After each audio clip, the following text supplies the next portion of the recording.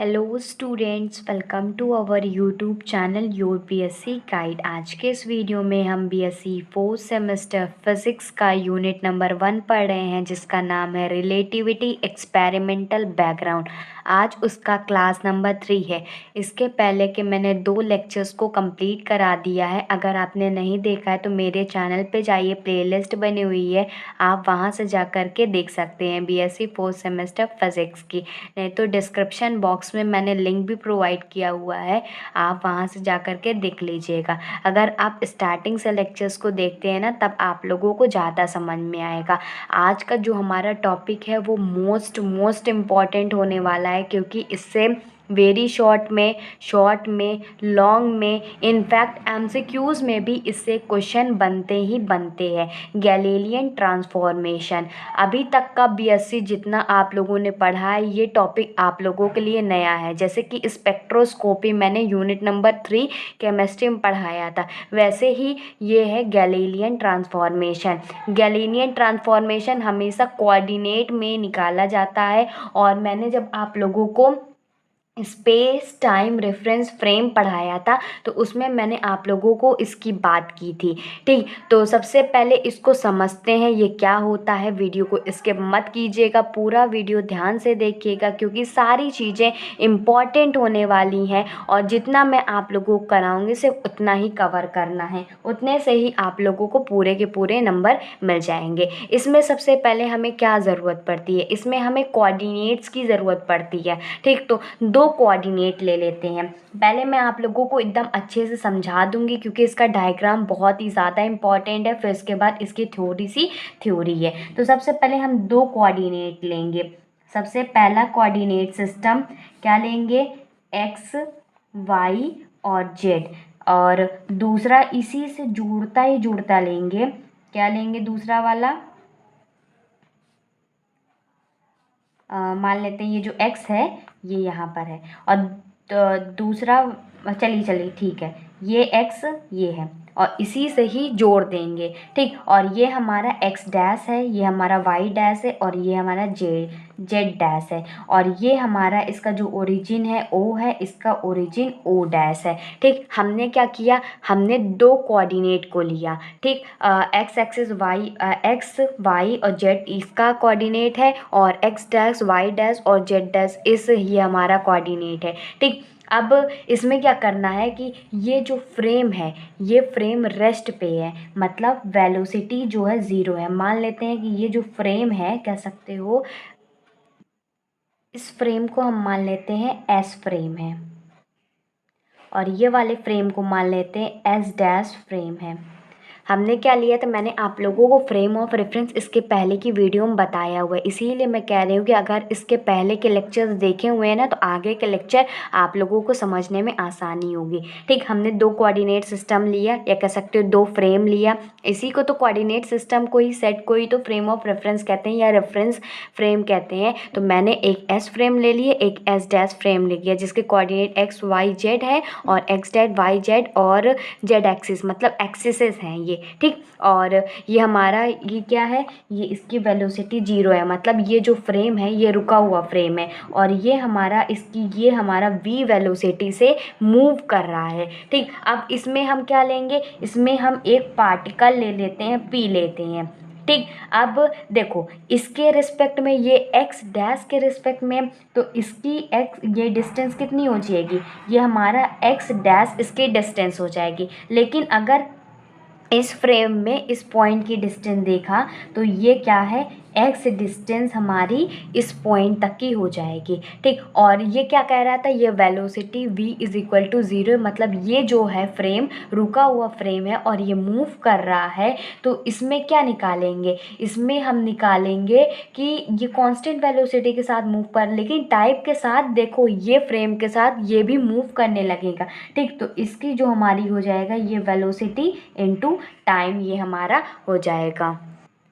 अगर आपको एक बार में नहीं समझ में आता है तो दोबारा समझा देती हूँ। देखिए मैंने क्या किया, दो कोऑर्डिनेट सिस्टम लिया। ठीक, मान लेते हैं इसको एस फ्रेम है, ये एस डैश फ्रेम है। ठीक, इसके axis X axis, Y axis, Z axis है, उसका एक्स डैश एक्सिस और वाई डैश एक्सिस और जेड डैश एक्सिस है। ठीक, कहीं कहीं पर ये जो एक्स वाला है ना, यहाँ पर एक्स के कर देते हैं क्योंकि ये जो है एक ही लाइन में है। ठीक, इसको यहाँ से कट करके इसको कर देते हैं। ये हमारा ओ है, ये हमारा ओ डैश है।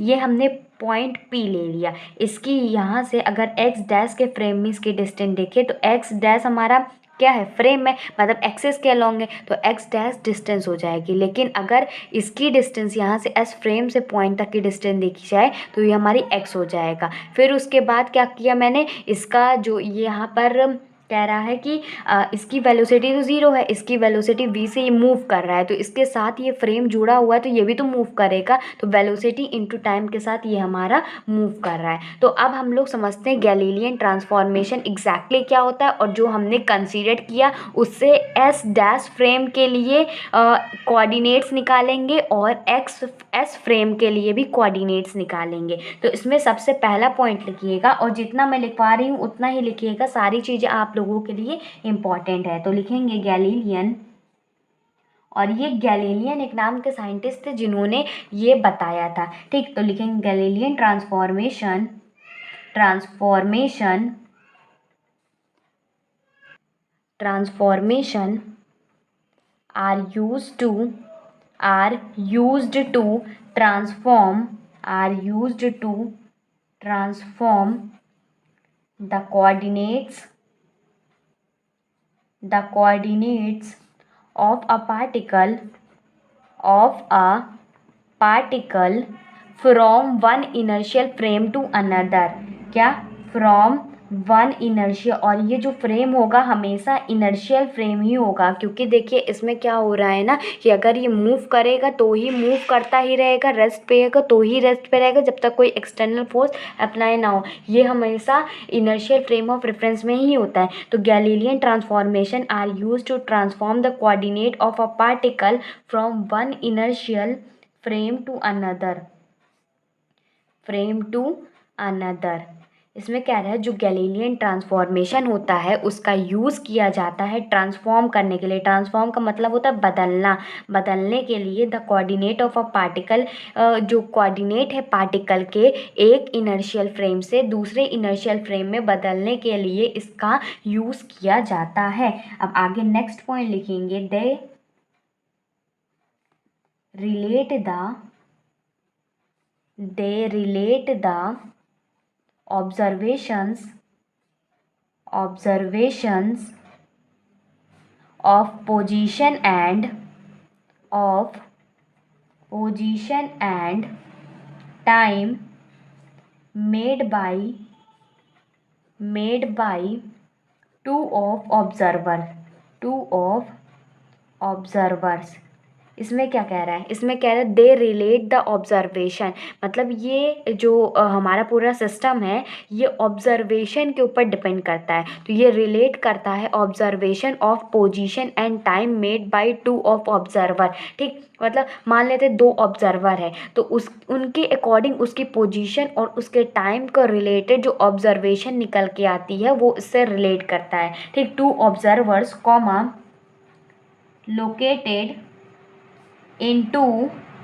located into different inertial frame, अलग अलग inertial frame में different inertial frames। ठीक, तो ये हो गया गैलीलियन ट्रांसफॉर्मेशन। अब हमने जो जो इसमें बनाया तो इसको तो कंसीडर करना पड़ेगा, जैसे कि इनर्शियल फ्रेम हमारा एस है और एस डैश भी है, और एस हमारा एस फ्रेम रेस्ट पे है, एस डैश मूविंग पे है, ये कांस्टेंट वेलोसिटी से मूव कर रहा है विथ रिस्पेक्ट टू एस के साथ, और हम इसमें सारी चीज़ें निकालेंगे, एस के कोऑर्डिनेट्स निकालेंगे। तो इसमें आगे लिखेंगे, let us consider two inertial frames S and S dash. हम कंसीडर करेंगे दो इनर्शियल फ्रेम को, एक एस होगा और एक एस डैश होगा। फुल स्टॉप लिखेंगे, फिर लिखेंगे S is at rest and S dash is moving with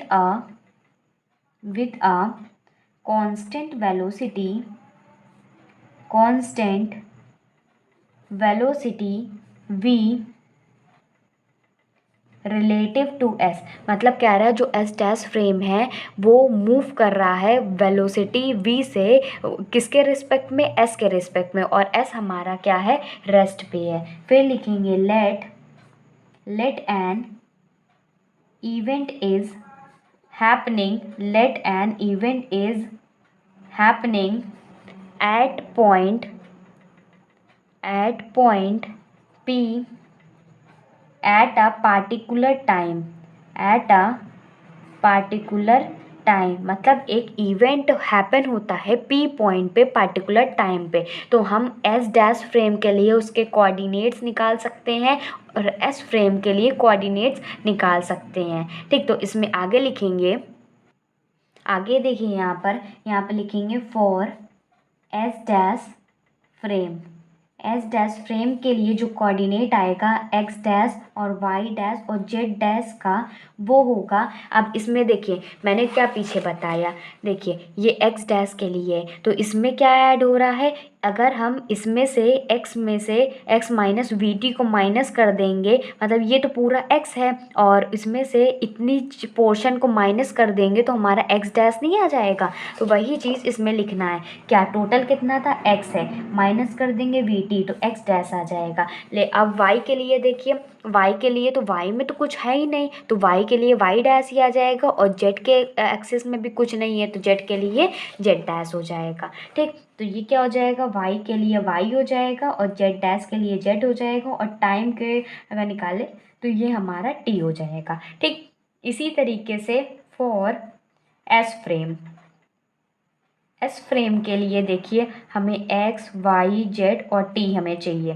ठीक, अब x डैश मतलब x कैसे निकलेगा, अब देखिए हमें ये पूरा x निकालना है तो पूरा x निकालेंगे तो इसको और इसको प्लस कर देंगे तभी तो हमें पूरा x आएगा। तो x का कोऑर्डिनेट लिखेगा x डैश में प्लस कर देंगे वी टी को, और y के लिए y डैश हो जाएगा, z के लिए z डैश और t के लिए t डैश। इतना याद रखिएगा, अगर y डैश निकाले तो उसका y आएगा, z डैश निकाले तो z आएगा, t डैश निकालेंगे t आएगा एस फ्रेम के लिए, और y का y डैश, z का z डैश, t का t एस फ्रेम के लिए। ठीक, और यही जो हमारे कोऑर्डिनेट्स निकल के आते हैं एस फ्रेम और एस डैश फ्रेम के लिए, एस फ्रेम और एस डैश फ्रेम के लिए, यही हमारा गैलीलियन ट्रांसफॉर्मेशन इक्वेशन कहलाता है। ठीक, क्या कहलाता है, गैलीलियन ट्रांसफॉर्मेशन इक्वेशन, यही हमारा गैलीलियन ट्रांसफॉर्मेशन इक्वेशन कहलाता है। होप आप लोगों को ये कॉन्सेप्ट अच्छे से समझ में आ गया होगा। नहीं समझ में आया आप वीडियो को रिपीट करके देखिएगा। इसके ऊपर कुछ न्यूमेरिकल क्वेश्चन भी बनते हैं, तो ये न्यूमेरिकल क्वेश्चन जब मैं आप लोगों को फिज़िक्स का मोस्ट इम्पॉर्टेंट क्वेश्चन बताऊंगी तो उसमें ही एक्स्ट्रा करके न्यूमेरिकल भी बता दूंगी, ताकि एग्ज़ाम में आप लोगों से पूछा जाए तो आप लोग अच्छे से कर सके। मिलते हैं अपनी अगली वीडियो में। अगली वीडियो में आप लोगों को गैलीलियन इनवेरिएंस के बारे में बताऊँगी, और इनवेरिएंस काफ़ी ज़्यादा इम्पॉर्टेंट है, इससे भी शॉर्ट में लॉन्ग में बनता है क्वेश्चन है। तो मिलते हैं अपनी अगली वीडियो में, तब तक के लिए आप लोगों को पता है ना आप लोगों को क्या करना है, इस वीडियो में 50 लाइक्स और 50 कमेंट्स करने हैं। ठीक, तब जा कर के मैं आप लोगों को अगली वीडियो भी प्रोवाइड करूँगी। मैं इसलिए कहती हूँ क्योंकि आप लोगों की तरफ से भी कुछ रिस्पॉन्स आना चाहिए। मैं आप लोगों के लिए बहुत मेहनत कर रही हूँ, तो आप लोगों की तरफ से छोटा सा रिस्पॉन्स तो बनता है, और मुझे सपोर्ट कीजिए। अगर आप नए हैं, अगर आपको नहीं पता है तो मेरे चैनल पर सारा कॉन्टेंट मिलेगा फिजिक्स केमिस्ट्री मैथमेटिक्स का, तो चैनल को सब्सक्राइब करके बेल आइकन को ऑल पे सेलेक्ट कर लीजिएगा। इससे क्या होगा कि मेरी हर वीडियो की नोटिफिकेशन आप लोगों को आधे घंटे पहले मिल जाएगी, और हर वीडियो आप लोगों को शाम को 6 बजे और रात में 8 बजे मिलेगी। और नोट्स चाहिए आप लोगों को तो टेलीग्राम चैनल को ज्वाइन कर लीजिएगा, उसमें मैं आप लोगों को नोट्स और जितनी भी चीज़ें होती हैं अपडेट्स वगैरह उसमें मैं आप लोगों को प्रोवाइड कर देती हूँ। ठीक, good bye and stay safe.